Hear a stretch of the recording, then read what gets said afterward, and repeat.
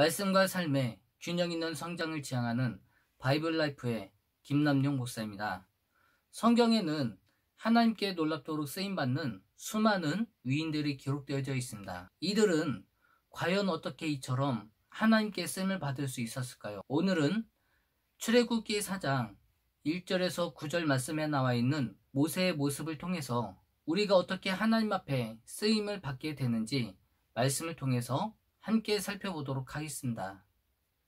오늘 본 말씀을 살펴보면 하나님께서는 애굽에서 종살이 하고 있었던 이스라엘 백성들의 고통과 신음소리를 들으시고 모세를 이스라엘 민족의 지도자로 세워서 이스라엘 백성들을 애굽에서 구원하시기로 작정하셨습니다. 그러나 모세는 자신은 할 수 없다며 하나님의 부르심을 완강하게 거부하고 있습니다.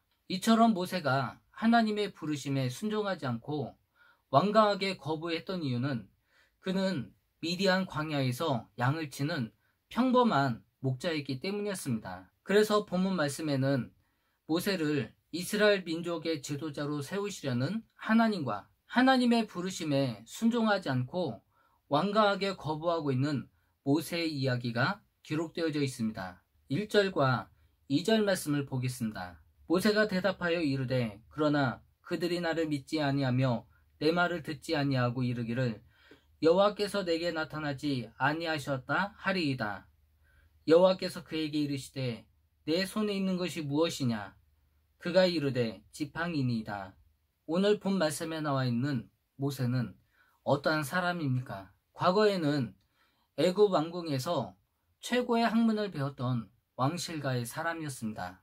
그러나 그가 왕궁에서 도망쳐 나온 이후의 삶은 미디안 광야에서 양을 치는 평범한 존재로 전락하게 되었습니다. 그래서 그는 하나님께서 맡겨주신 이 위대한 사역을 자신은 감당할 수 없다며 완강하게 거부하고 있는 것입니다. 그러면 하나님께서는 왜 이러한 모세에게 이처럼 막중한 사명을 맡겨주신 걸까요? 그것은 바로 모세가 하나님의 사명을 감당할 수 있는 환경이 되었기 때문입니다. 여러분, 신앙생활의 시작은 어디에서부터 시작할까요?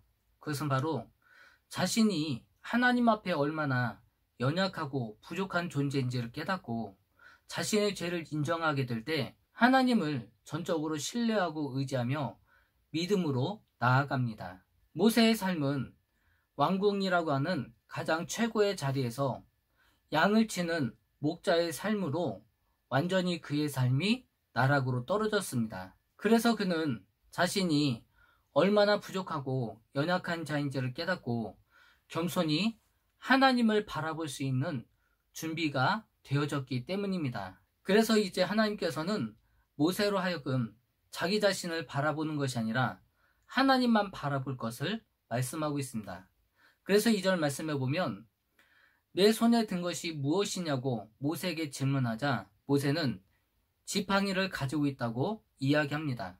이것은 그가 지금 들고 있는 지팡이는 그저 평범한 지팡이지만 그가 하나님을 믿고 의지하게 되면 하나님의 권능과 능력을 행하는 능력의 지팡이가 될 것을 말씀하고 있는 것입니다. 그런데 사실 하나님께서는 이 지팡이를 통해서 자신의 능력을 나타낼 필요가 없었습니다. 왜냐하면 하나님께서는 이미 출애굽기 3장에서 내가 너와 함께 하겠다고 말씀하셨습니다. 출애굽기 3장 11절에서 12절 말씀해 보면 모세가 하나님께 아뢰되 내가 누구이기에 바로에게 가며 이스라엘 자손을 애굽에서 인도하여 내리이까 하나님이 이르되 내가 반드시 너와 함께 있으리라 라고 말씀하고 있습니다.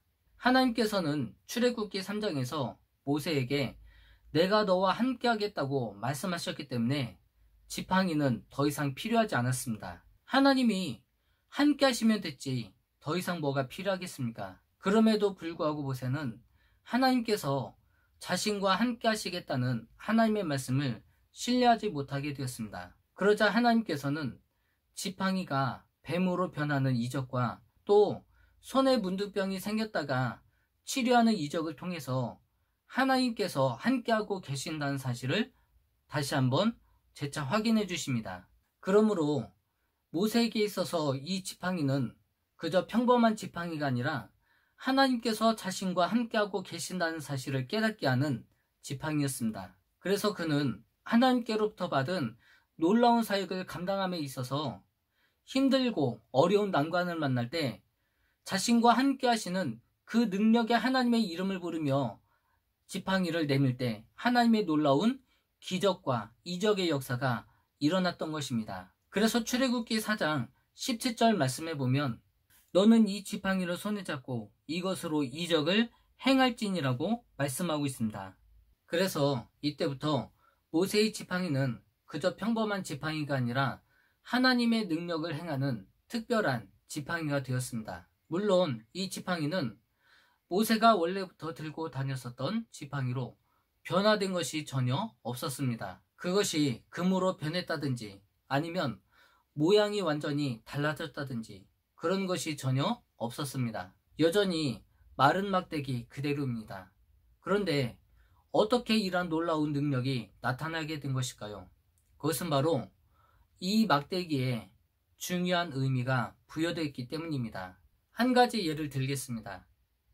사랑하는 연인이 서로의 사랑을 확인하기 위해서 반지를 끼워줍니다. 그리고 그 반지 안에는 나는 당신을 사랑합니다. 그리고 영원히 당신과 함께하고 싶습니다. 라는 사랑의 의미가 담겨져 있습니다. 그러면 그때부터 그 반지는 금은방 안에 있는 똑같은 모양의 반지들과 전혀 다른 특별한 반지가 됩니다. 왜냐하면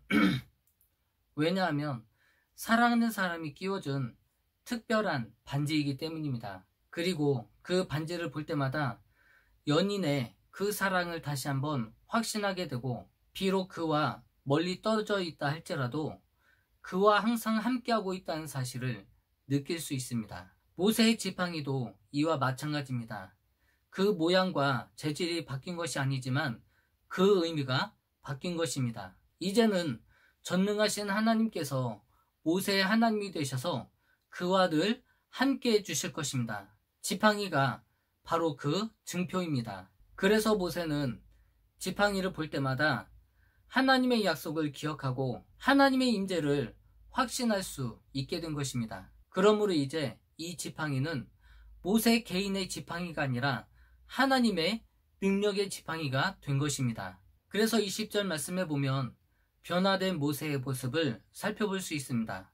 모세가 그의 아내와 아들을 닭 위에 태우고 애굽으로 돌아가는데 모세가 하나님의 지팡이를 손에 잡았더라. 겉으로 보면 모세는 아내와 아들을 태우고 가는 아주 초라한 모습으로 보여집니다. 그러나 영적으로는 위대한 모습으로 볼 수 있습니다. 왜냐하면 지금 모세는 영적으로 권세를 갖고 있을 뿐만 아니라 전능하신 하나님께서 그와 함께 하시기 때문입니다. 모세가 지팡이를 들고 있지만 사실은 하나님께서 모세를 붙들고 계신 것입니다. 그러므로 이제 모세는 결코 혼자가 아닙니다. 전능하신 하나님, 살아계신 하나님이 그와 늘 함께 하십니다. 그리고 그를 통해서 하나님의 무한하시고 전능하신 능력이 나타나게 됩니다. 그가 지팡이를 들면 홍해바다가 갈라지고 지팡이로 반석을 치면 생수가 터져 나옵니다. 그러므로 중요한 것은 하나님께서 우리의 인생의 삶 가운데 함께 하시느냐, 함께 하시지 않느냐가 중요한 것입니다. 모세가 위대한 사역을 감당하고 하나님의 놀라운 기적을 나타낼 수 있었던 이유는 전능하신 하나님께서 그와 함께 하시고 그를 붙들어 주셨기 때문입니다. 그리고 모세가 놀라운 기적을 행할 수 있었던 이유는 모세의 지팡이 그 자체가 아니라 하나님께서 모세의 지팡이를 붙잡아 주셨기 때문입니다. 만약 오늘 우리의 삶 가운데 힘들고 위축된 일이 있다면 우리의 연약함을 통해서 실족하거나 실망하지 마시고 우리의 능력이 되시는 하나님의 지팡이를 붙잡는 저와 여러분이 되실 바랍니다. 물이 바다를 덮음같이 여호와를 인정하는 것이 세상에 가득해지는 그날까지 바이블 라이프는 계속됩니다. 감사합니다.